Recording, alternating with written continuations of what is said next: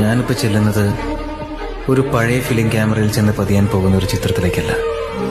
കഴിഞ്ഞ ഒരുപാട് നാളുകളായി ഞാൻ കാണുന്ന എന്റെ സ്വപ്നത്തിലേക്കാണ്. എന്റെ കുടുംബം, എന്റെ സ്വപ്നം, എന്റെ സ്വർഗരാജ്യം.